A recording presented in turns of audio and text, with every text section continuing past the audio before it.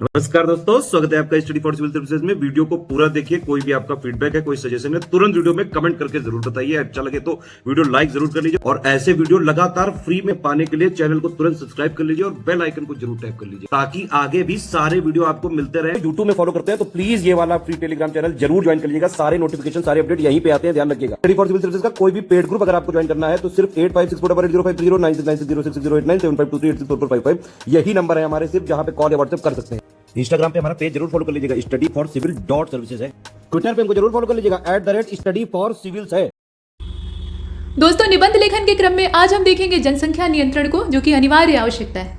ये आवश्यकता नहीं है बल्कि आज की अनिवार्य आवश्यकता है। इसको अपनाने के अलावा कोई विकल्प नहीं। तो उत्तर प्रदेश और असम, इन दोनों राज्यों की चर्चा इसलिए है क्योंकि जनसंख्या नियंत्रण के लिए कुछ आक्रामक उपायों की ओर इन राज्यों ने पहले कदम उठाए थे। मतलब ऐसा नहीं कि कल ही उठाए थे, लेकिन ये हाल फिलहाल का चर्चा का विषय है।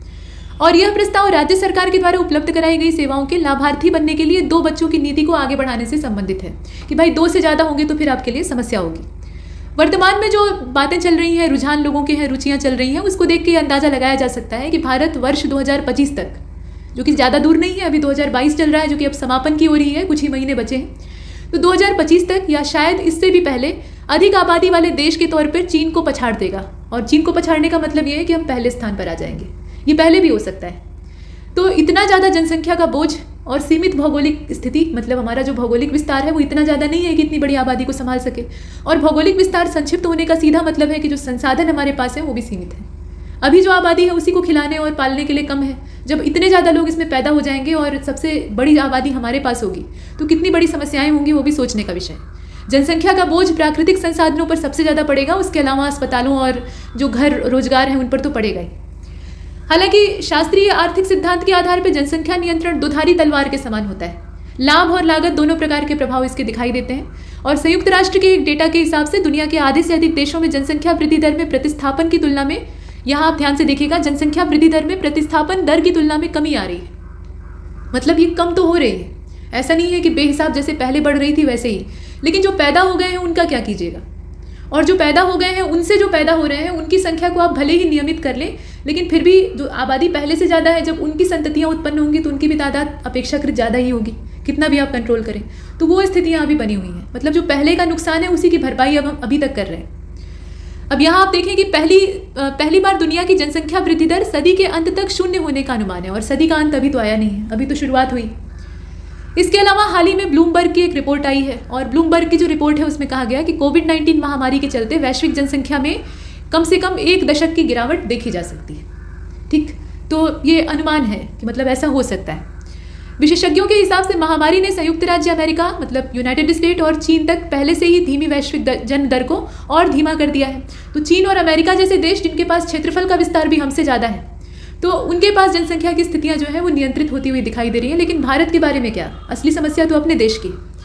संयुक्त राष्ट्र के जनसंख्या अनुमानों के हिसाब से, अब भारत की हम बात कर रहे हैं, तो जनसंख्या अनुमानों के हिसाब से 2021 और 2031 10-10 साल में हम आमतौर पर जनसंख्या को नापते हैं। कायदे से तो 2-2 साल में नापना चाहिए, लेकिन ये रोज़ नहीं किया जा सकता, तो 10 साल में नापते हैं। जो सेंसस रिकॉर्ड होता है वो भी 10 साल में। अब इस बार जो 2011 के बाद 2021 में आने वाला था सेंसस, वो कोविड की वजह से लेट हो गया है, लेकिन आमतौर पर होता है 10 साल का।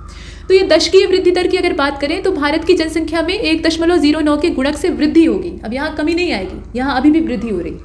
और ये दायरा अगर हम देखें तो एक बड़ी जनसंख्या में ये काफ़ी ज़्यादा कहा जा सकता है। 2060 के बाद देखिए अभी क्या है कि अभी वृद्धि ही होगी 2021, 2022 और उसके बाद 2023-24, मतलब आगे का 10 साल और ऐसे कई सारे दशक। 2060 तक आते आते हम इतना कंट्रोल कर लेंगे कि जनसंख्या में गिरावट आनी शुरू हो जाएगी और जो प्रजनन दर है वो प्रतिस्थापन दर से नीचे गिर जाएगी। लेकिन ये स्थिति 2060 तक आएगी, तब तक न जाने कितनी बड़ी बड़ी उलटफेर होगी। तो तब तक हम क्या करेंगे? और जो प्राकृतिक संसाधन है तब तक इस बोझ को संभाल तो नहीं पाएंगे, ये तो तय बात। तो तब तक के लिए हमारे पास विकल्प क्या है? अब धार्मिक कारण है बहुत सारे और तमाम कारण है, सामाजिक कारण है, धार्मिक कारण है, आर्थिक कारण है, शिक्षा का अभाव है, जिसकी वजह से आबादी में बेहिसाब वृद्धि हुई। धार्मिक कारणों में यह है कि ध्रुवीकरण जो है वो जनसंख्या नियंत्रण को और जटिल मुद्दा बनाता जा रहा है। एक विशेष अल्पसंख्यक वर्ग को लक्षित करने के लिए अक्सर परोक्ष या प्रत्यक्ष रूप से जनसंख्या विस्फोट जैसे तरीकों का उपयोग किया जाता है। तो कुल मिलाकर सामाजिक समरसता भी इससे प्रभावित होती है, उंगलियां उठती हैं। इसके अलावा गरीबों पर क्या असर पड़ेगा? तो कुल प्रजनन दर यानी जो TFR है वो गरीबों में ज़्यादा है। जो लोग गरीब ज़्यादा है उनके पास आबादी भी ज़्यादा है।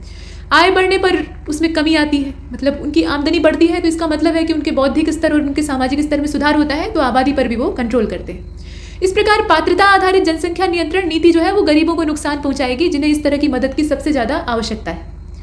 अब पितृसत्ता की अगर बात करें तो पितृसत्ता द्वारा संचालित जो सामाजिक व्यवस्था है उसमें लड़के को वरीयता दी जाती है, ठीक है। अब यहाँ पे वो लिंगानुपात और भ्रूण हत्या वाला मामला भी आप जोड़ सकते हैं। फिलहाल वरीयता दी जाती है और ये उच्च प्रजनन दर का एक महत्वपूर्ण कारण है। लड़के के इंतजार में कई सारी लड़कियां पैदा कर ली, और कभी कभी तो ये होता है कि दर्जन भर लड़कियां पैदा करने के बाद भी पुत्र के दर्शन नहीं होते हैं, तो अंत में थक हार कर जब प्रकृति ही नसबंदी कर देती है तो वहाँ मन मारना पड़ता है कि भाई अब नहीं हो सकता। परमात्मा की यही इच्छा थी, लेकिन अपने से वो जो परिवार नियोजन के संसाधन है उसको नहीं अपनाते हैं कि ये सब तो परमात्मा की देन है, इन्हें हम रख लेते हैं और लड़कियां ही लड़कियां हैं, हमारा कुल दीपक कौन बनेगा। तो ये पितृसत्तात्मक जो मानसिकता है, और लड़कियों को इसी जो खोखली मानसिकता है इसी के चलते ढंग से सक्षम भी नहीं बनाते। वो 12 लड़कियां उनका पालन पोषण ऐसे करते हैं जैसे वो बोझ हों, और नतीजा ये होता है कि वो सच में पंगु बन जाती है। उनके पास न तो किसी तरह का कौशल होता है, न सही शिक्षा होती है, न कोई अन्य चीज़ें होती हैं जिससे कि वो खुद कमा खा सके। तो ऐसी स्थिति में वो माता पिता पर ही आश्रित हो जाती हैं। तो फिर उनके लिए वही कम उम्र में विवाह, बाल विवाह जैसी स्थितियाँ, फिर वो भी कम उम्र में विवाह कर दिया जाता है तो वो भी जनसंख्या बढ़ाने में लग जाती है। तो ये बड़ी ही विकृत स्थिति है। कुल मिलाकर इसे अगर आप जोड़ कर देखेंगे तो ये एक दूसरे से जुड़ा हुआ है। अब जनसांख्यिकीय संक्रमण की अगर बात करें तो भारत इसी चरण में, जो जनसांख्यिकीय संक्रमण की स्थिति है उसी से भारत इस समय गुजर रहा है। तो इसमें हो क्या रहा है कि मृत्यु दर में गिरावट आ रही है, और मृत्यु दर में जब गिरावट आएगी तो इसका नतीजा क्या है कि ज़्यादातर लोग जिंदा रहेंगे।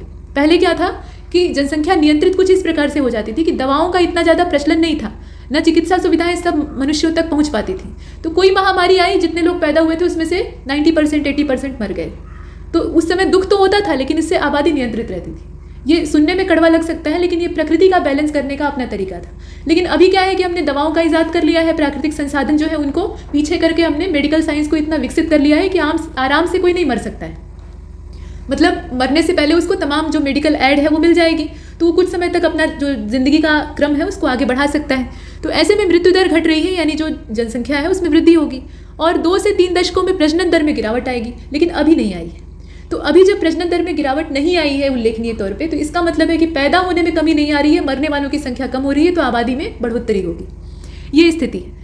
तो भारत में अभी भी सकारात्मक विकास दर दिखाई दे रही है, लेकिन हमारी जनसंख्या नीति को शून्य जनसंख्या वृद्धि के बड़े परिणामों पर ध्यान देने की आवश्यकता है। छोटे मोटे प्रयास काम नहीं करेंगे। ऐसा नहीं कि हम कम करके ही काम चला लें, हमें नियंत्रित करना है, मतलब पूरी तरह से उसे बैन करना होगा। जितनी है उतने पर स्थिर करना होगा, नहीं तो जो प्राकृतिक संसाधन है वो बीच में ही जवाब दे देंगे, और उसके बाद जितनी पॉपुलेशन है वो भूखों मरेगी। तो इस तरह की स्थितियां हैं। कुल मिलाकर अब इस सारी समस्याओं को देखते हुए ये लगता है कि जो जनसंख्या नियंत्रण है वो हमारी अनिवार्य आवश्यकता है। इस पर सबसे पहले ध्यान देने की आवश्यकता है, तभी हम सतत विकास भी कर पाएंगे। जो सस्टेनेबल डेवलपमेंट गोल हमने फिक्स किए हुए हैं उसको हम अचीव भी कर पाएंगे। देश को 100 साल आज़ादी के पूरे होने तक हम विकास का तोहफा भी तभी दे पाएंगे, और तमाम प्राकृतिक संसाधन और प्राकृतिक कृषि को हम तभी सुनिश्चित कर पाएंगे जब हमारी आबादी नियंत्रित होगी, क्योंकि जनसंख्या की बढ़ोतरी की वजह से ही सारी समस्याएं पैदा हो रही। तो इसमें इतना ही, तब तक के लिए नमस्कार।